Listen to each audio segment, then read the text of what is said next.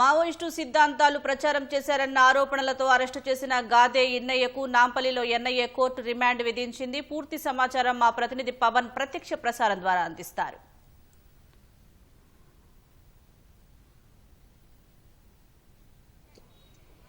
సామాజిక ఉద్యమకారుడు గాదే ఇన్నయ్యపై ఎన్ఐఏ పోలీసులు కేసు నమోదు చేశారు. కేసు నమోదు చేసి ఆయనను జనగాంలోని జాఫర్గఢ్ నుంచి ఆయనను ఇక్కడికి తీసుకొచ్చారు. హైదరాబాద్లోని నాంపల్లి కోర్టు దగ్గరికి. నాంపల్లి కోర్టులో ఎన్ఐఏ కోర్టులో ప్రవేశపెట్టారు. అయితే నాంపల్లి ఎన్ఐఏ కోర్టు ఆయనకు 14 రోజుల పాటు రిమాండ్ విధించింది. ప్రస్తుతం మనం నాంపల్లి ఎన్ఐఏ కోర్టు దగ్గర ఉన్నాము. ఎన్ఐఏ కోర్టు దగ్గర ఎన్ఐఏ భార్య సతీమణి కూడా ఇక్కడే ఉన్నారు. ఆవిడని అడిగి మరిన్ని వివరాలు తెచ్చాం. మేడం, అసలు ఎందుకు కేసు నమోదు చేసిన చెప్తున్నారు పోలీసులు? ఏం జరిగింది?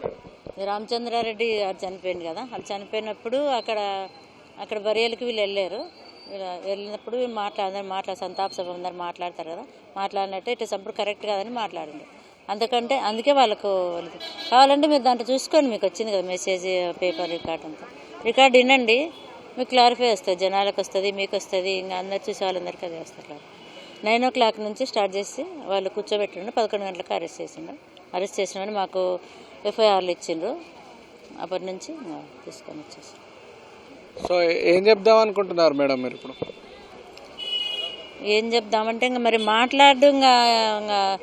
మాట్లాడడం కూడా తప్పని ఇంకా అనుకుంటే, ఎప్పుడు చనిపోయినప్పుడల్లా అందరూ ఎవరు మాట్లాడినా అదే మాట్లాడతారు కదా, కరెక్ట్ కాదనే మాట్లాడతారు. ఎవరైనా అదే మాట్లాడతారు, కరెక్ట్ కాదనే మాట్లాడతారు. ఇన్నారెడ్డి గారు అయితే మాట్లాడింది తప్పని ఎవరైనా ఎవరు అనుకోరు కావచ్చు, మేము కూడా అనుకోము. తొందరగా ఆయన ఇంకా పిల్లలు ఉన్నారు, మాకు చాలామంది పిల్లలు ఉన్నారు. ఆశ్రమం ఉంది, ఆశ్రమంకి మేమిద్దరమే పిల్లర్స్. ఇంకా చేయాలని గవర్నమెంట్ని వేసుకుంటాం. పిల్లల కోసమైనా చేసుకోవాలి. వీళ్ళు అనాథాశ్రమాన్ని నడుపుతూ ఉంటారు. అక్కడికి వచ్చి ఆయనని తీసుకెళ్లారు. పిల్లల గురించి అయినా ఆయనని త్వరగా విడుదల చేయాలని చెప్పి ఆయన సతీమణి చెప్తున్నారు. అయితే అసలు ఏం జరిగింది, కోర్టు లోపల ఎలాంటి వాదనలు జరిగాయనేది మనతో మాట్లాడేందుకు లోపల వాదనలు జరిగిన క్రమంలో వాదించినటువంటి న్యాయవాది మనతో ఉన్నారు. సార్, అసలు లోపల ఎలాంటి వాదనలు జరిగాయి, ఏంటి సార్? రామచంద్రారెడ్డి రామచంద్రారెడ్డి అని central committee member, CPI Maoist party ఆరోపణలు ఉన్న వ్యక్తి ఫ్యూనరల్స్ జరిగినప్పుడు వాళ్ళ ఊళ్ళో తను అటెండ్ అయిన క్రమంలో తన శవాన్ని చూసి కొంత ఎమోషనల్గా మాట్లాడాడు. అయితే తను మాట్లాడిన మాటల్లో కూడా అతను మాట్లాడిన మాటలు ఒక నేరాన్ని కాన్స్టిట్యూట్ చేసే విధంగా ఏమీ లేదు. అయినప్పటికీ దాన్ని నేరంగా చూపిస్తూ ఇవాళ రిమాండ్ చేయాలని ఎన్ఐఏ వాళ్ళు అడిగారు. మేము చెప్పాము. వాళ్ళు చెప్పింది ఏంటంటే ఏబిఎంఎస్ వాళ్ళు ఒక సిపిఐ మావోయిస్ట్ పార్టీ అనుబంధ సంఘం, ఆ అనుబంధ సంఘం ఆర్గనైజ్ చేసిన కార్యక్రమంలో తను మాట్లాడాడు కాబట్టి అది సిపిఐ మావోయిస్ట్ పార్టీ ఎంకరేజింగ్గా ఉంది కాబట్టి అతన్ని రిమాండ్ చేయాలని. మేమేం చెప్పామంటే ఏబిఎంఎస్ అనేది సిపిఐ మావోయిస్ట్ పార్టీ అనుబంధ సంఘంగా షెడ్యూల్లో లేదు అని యూఏపీ యాక్ట్ తీసి చూయించాం. ఇది షెడ్యూల్లో ఎక్కడ కూడా ఇది మావోయిస్ట్ పార్టీ అనుబంధ సంఘంగా ఏమీ లేదు లిస్టులో. అట్లా లేకున్నా కానీ ఇట్లా ఒక ఫాల్స్ స్టేట్మెంట్ రాసి దాన్ని బట్టి రిమాండ్ చేయమనడం కరెక్ట్ కాదు. అలాగే వాళ్ళు ఎంకరేజ్మెంట్ అని ఒక వర్డ్ వాడి యాక్ట్లో ఉన్న కొన్ని పదాలను యాస్టీస్గా తీసుకొచ్చి రిమాండ్ చేయమంటే కుదరదు. దానికి సంబంధించిన ఇంగ్రీడియంట్స్ ఉండాలి, ఆ ఇంగ్రీడియంట్స్ ఏమీ లేవు కాబట్టి రిమాండ్ చేయొద్దు అని మేము కోర్టుకు తెలియజేశాం. ఫైనల్గా కోర్టు రిమాండ్ చేసింది. చేయడంతో బెయిల్ వేసుకోవచ్చు మీరు అని మనకు తెలియజేసింది. 3వ తారీఖు నాటికి వాయిదా పడింది. మేము ఇన్నారెడ్డితో ఏమీ మాట్లాడలేకపోయాము. ఎన్ఐఏ కస్టడీలో ఉన్నాడు. ఇక పూర్తి విషయాలు మీరు కనుక్కోవచ్చు. సో అంటే ఆయనపై ఉప చట్టం కింద కేసు నమోదు చేసినట్టుగా తెలుస్తుంది. ఆయనకు బెయిల్ వచ్చే అవకాశాలు కానీ ఉన్నాయా, ఏంటి అసలు? ఉప చట్టం కింద వేశారు. అది డిస్క్రిప్షన్ ఆఫ్ ద కోర్టు కాబట్టి అది కోర్టు చేతుల్లో ఉంటుంది. బెయిల్ ఇచ్చేది కోర్టు కాబట్టి కోర్టే చెప్పారు. నేను అడ్వకేట్గా మా ప్రయత్నం మేము చేయగలుగుతాం, బెయిల్ పిటిషన్ వేయగలుగుతాం, కానీ అది వచ్చేది కోర్టే తెలియజేస్తుంది.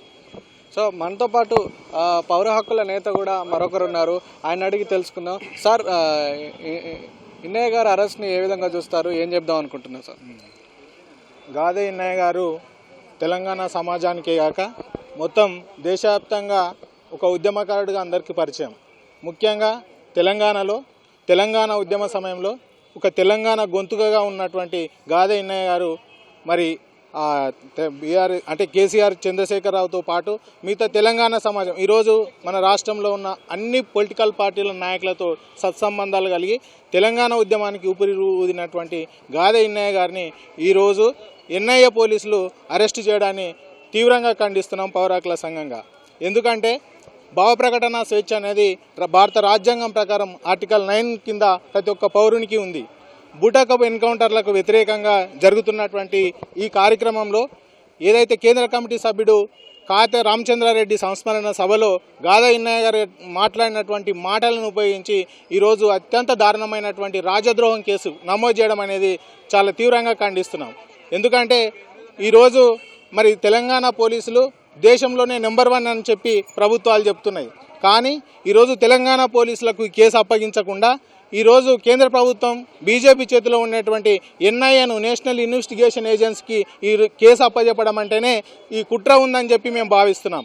ఎందుకంటే ఇది సామాఖ్య స్ఫూర్తికి విరుద్ధం. ఇది రాష్ట్రాల హక్కులను కూడా ఈరోజు కేంద్ర ప్రభుత్వం లాక్కుంటూ ఈరోజు తనకు ఎవరైతే బీజేపీ లేదంటే ఆర్ఎస్ఎస్ భావాలను ఎవరైతే వ్యతిరేకిస్తున్నారో వాళ్ళ మీద ఇట్లాంటి రాజద్రోహం కేసులు, ఊపా కేసులు, ఈడీలు, సిబిఐ కేసులు నమోదు చేస్తున్నటువంటి గంటలు మనం దేశవ్యాప్తంగా చాలా చూస్తున్నాం. నిజానికి గాదె ఇన్నయ్య మాట్లాడిన సంస్మరణ సభలో 16 నిమిషాల 14 సెకండ్ల వీడియోను అక్కడ మనం గమనిస్తే అతను మాట్లాడిన అంశాలు ఈరోజు షెడ్యూల్ 5(6)ను భారత రాజ్యాంగంలో ఉన్నటువంటి షెడ్యూల్ 5(6)ను ఇంప్లిమెంట్ చేయమని చెప్పి చాలా ఆయన మాట్లాడుతున్న మొత్తం అదే మాట్లాడుతున్నాం. ఈ మధ్యకాలంలో ఎన్ఐఏ చేసినటువంటి ఎఫ్ఐఆర్లో మావోయిస్టులకు అనుకూలంగా కొంతమందిని ప్రేరేపించే విధంగా ఆయన వ్యాఖ్యలు ఉన్నాయంటూ కూడా ఎన్ఐఏ ఎఫ్ఐఆర్లో వెల్లడించింది. దీన్ని ఏ విధంగా ఏం చెప్తారు? ఆ వీడియోలో అంటే మావోయిస్టులకు అనుకూలంగా ప్రేరేపణ అనేది లేదు. మీరు చూడండి, వీడియోను పరిశీలించండి. ఎవరైతే ఆ వీడియో పరిశీలిస్తే మనకు తెలుస్తుంది. ఆ వీడియోలో ఉన్న ఫుటేజ్ ఆధారంగా ఊపా కేసు నమోదు చేయడం అనేది అది అత్యంత దారుణమైన ఘటన. అతను మాట్లాడుతున్నది ఒకటే, ఈరోజు ఆపరేషన్ కగార్ తోటి ఈరోజు ఆదివాసులను మావోయిస్టులను నిర్మూలిస్తాం మార్చి 31, 2026 వరకు అని చెప్పి డెడ్ లైన్ విధించి ఈరోజు బూటకపు ఎన్కౌంటర్లు చేస్తున్నటువంటి క్రమంలో ఈరోజు ఆదివాసుల హక్కులను రాజ్యాంగంలోని షెడ్యూల్ 5ను ఇంప్లిమెంట్ చేయమని చాలా బలంగా భారత్ బచావో ఆధ్వర్యంలో కొట్లాడుతున్నటువంటి గాదె ఇన్నయ్య గారిని ఆయనను అంటే ఏవైతే ప్రజల తరపున ఆదివాసుల హక్కుల తరపున గొంతును ఎవరైతే వినిపిస్తున్నారో ఆ హక్కులను ఆ గొంతులను అణచివేయడంలో భాగంగానే ఈరోజు ఊపా కేసులు, రాజద్రోహం కేసులు పెట్టడం అనేది చాలా దుర్మార్గమైన చర్య. అతని మీద మోపినటువంటి ఊపా కేసులను ఎత్తివేయాలని చెప్తున్నాం. అతన్ని వెంటనే విడుదల చేయాలని పౌర హక్కుల సంఘంగా మేము డిమాండ్ చేస్తున్నాం.